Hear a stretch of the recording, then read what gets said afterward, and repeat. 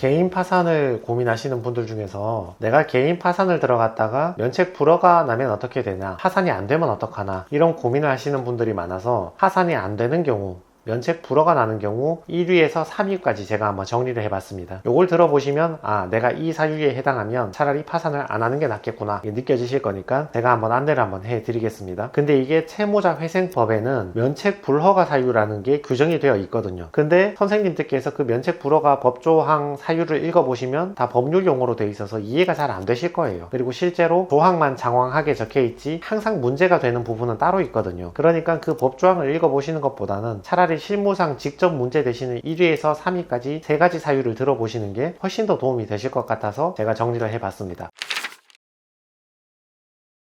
1위, 사치나 탕진이 걸렸을 때 개인회생과 파산의 가장 큰 차이죠. 개인회생 같은 경우는 주식이든 코인이든 선물이든 토토든 파워볼이든 뭐든 간에 개인회생 자체는 진행이 됩니다. 어떻게든 채무가 일부는 탕감되고 내 소득 금액 내에서 내가 감당할 수 있는 정도의 변제금만 내고 끝내는 경우가 대부분이 되는데, 파산 같은 경우는 면책 불허가 사유로 이런 사행성 행위 같은 경우는 면책을 허가해주지 말라고 규정이 아예 대놓고 되어 있습니다. 다만 면책 불허가 규정이 사행성 행위가 있다는 그 사실만으로 바로 100% 면책 불허가를 해준다는 게 아니라 그로 인하여 과도한 채무가 발생했을 때 면책을 불허가 해주겠다, 이런 취지로 규정이 되어 있습니다. 그래서 이론상은 이로 인해서 과도한 채무가 발생해야 된다, 소액만 이런 사유가 있을 경우에는 면책이 될 여지가 있기는 합니다. 여러분께서 사치했던 그 금액에 따라서 그게 내 채무 불이행에 얼마나 영향을 줬는가에 따라서 면책되기도 하고 면책 불허가 되기도 하는데, 이게 비중이 커서 이것 때문에 내가 채무의 대부분이 발생했다, 이렇게 이해가 되시면 면책이 불허가 되는 경우가 많이 있습니다. 물론 재량면책이라는 제도가 있기는 한데, 재량면책은 내가 사치나 탕진이 있다 하더라도 경우에 따라서 내가 면책을 받아야 되는 경우에는 법원에서 면책을 해줄 수 있는 권한이 있긴 하거든요. 재량면책은 반드시 된다는 보장이 없기 때문에 요거는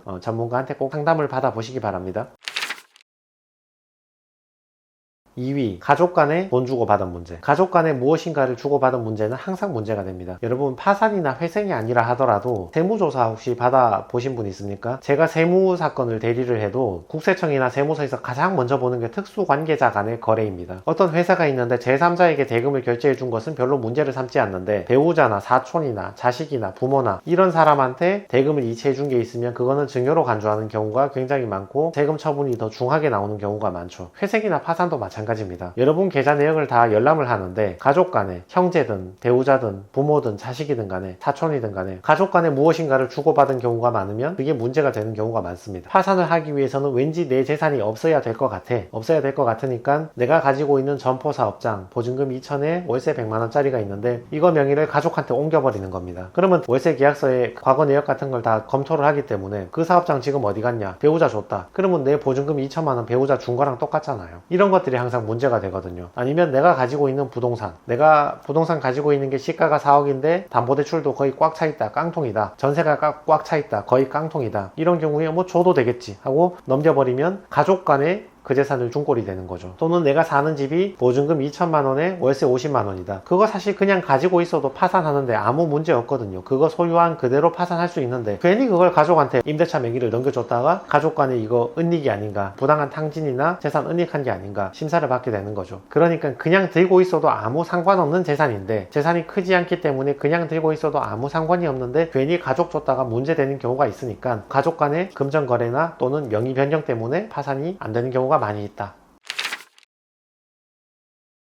3위, 타인 명의로 돈 벌다가 걸렸을 때. 내가 개인 사업자인데 내 명의로는 이미 신용불량이니까 독촉이 자꾸 들어오니까 제3자 명의로 사업장을 차려놓은 거예요. 이걸 이제 계속 운영을 하는 거지. 이게 요령 좋게 하면 법원에서 적발이 안 되는 사람들도 많이 있는데, 보통 보시는 분들은 요령을 잘 모르신단 말이에요. 잘 모르시니까 제3자 명의로 맡겼으면 모르겠지 싶은데, 그게 내용이 이렇게 단순하지가 않은 게, 자기가 하던 사업장이 제3자에게로 간다거나 처음부터 제3자 명의로 차리면 금전 거래가 왔다 갔다 할 수밖에 없어요. 결국은 내가 저 사람 통장을 쓰든 저 사람 계좌로 들어온 돈을 내가 다시 이체를 받든 그게 내 배우자한테 흘러가든 줬다 받았다 하는 이런 관계가, 수금이든 거래처 지출이든 간에 또는 임대차 점포든 간에 줬다 받았다 하는 관계가 왔다 갔다 몇 번을 해버리면 계좌 내역의 기록이 남든 전입신고 내역의 기록이 남든 어디 기록이 남아도 남아버리거든요. 관제인께서 이걸 못 보고 넘어가면 다행인데, 보는 순간 계속 집요하게 꼬치꼬치 물고 조사를 해 들어가기 때문에 그러다가 걸리는 경우가 많이 있죠. 비슷한 유형으로 내가 직업이 있는데 내 가족이나 자식이나 형제 명의로 그 직장 다니는 걸로 등록한 경우가 있죠. 그러면 그러면 형제 명의로 등록을 했는데 세금은 내 이름으로 신고해버린다거나 4대 보험이나 3.3 프리랜서 등록은 내 명의로 해버리고, 또는 형제가 월급 받은 걸 내가 갖다 써버리고, 또는 형제 체크카드를 썼는데 배우자의 체크카드를 받았었는데 나중에 조사해보니까 주소가 안 맞는 거야. 저 사람이 사는 거랑 직장이랑 주소가 안 맞으니까 이게 내가 쓴 것 같은 이런 모양이 자꾸 되는 거야. 이런 식으로 뭔가 자꾸 흔적을 남기세요. 단서를 남겨. 이걸 미리 좀 정리를 하고 들어가면 될 건데, 그래서 기각이 되는 경우 3위가 타인 명의로 돈 벌다가 걸렸을 때, 이럴 때 많이 기각이 됩니다.